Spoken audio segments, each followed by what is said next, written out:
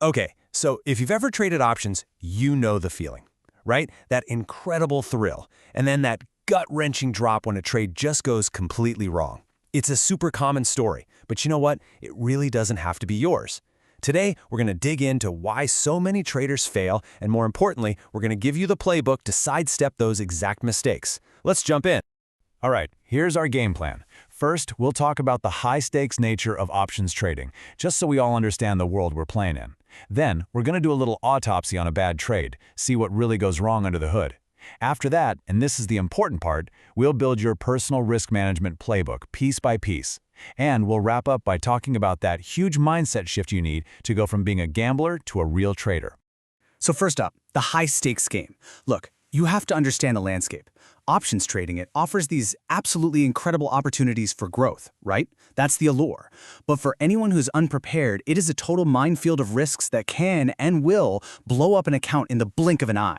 So this is the big question, isn't it? Why do so many people struggle with this?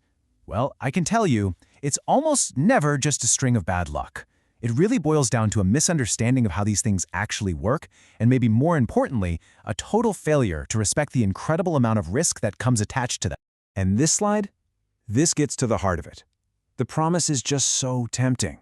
You get high leverage, which lets you control a huge amount of stock with just a little bit of capital. I mean, that's what pulls everyone in. But the reality, the brutal reality, is you can lose 100% of your investment. And with some strategies, your losses can be, and I mean this literally, unlimited. It's an incredibly powerful tool, but it's a double-edged sword that you have to treat with extreme respect. Okay, let's switch gears and perform that autopsy. We're going to look at the anatomy of a bad trade. We're going to break down the specific, repeatable mistakes that can turn a trade that looks great on paper into an absolute portfolio disaster. Do any of these look painfully familiar? You've got traders buying tons of super cheap, out-of-the-money options. Let's be real, these are lottery tickets. They're long-shot bets that rarely pay off.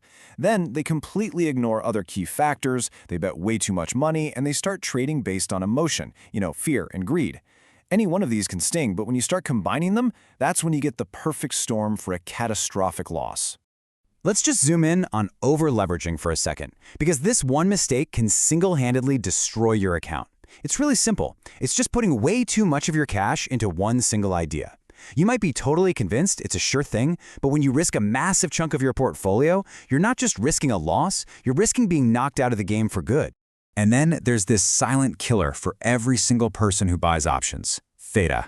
It's also called time decay. The best way to think about it is this. Your option contract is like an ice cube melting on a hot day. Every single day that goes by, a little piece of its value just vanishes, gone forever. If you don't account for this, you could be completely right about a stock's direction and still end up losing money, all because you ran out of time.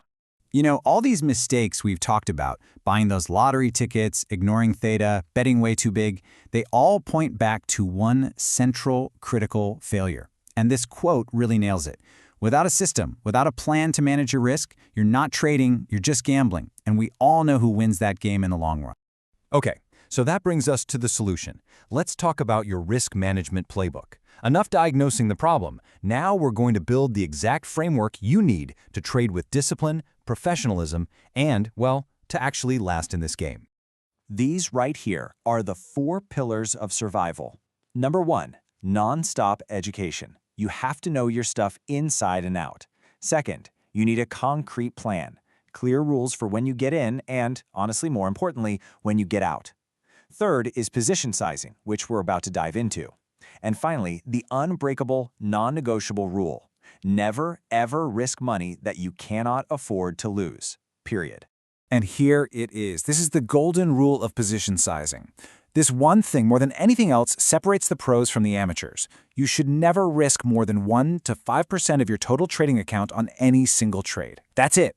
This one rule is your ultimate safety net. It guarantees that no single bad trade, no matter how wrong you are, can ever wipe you out.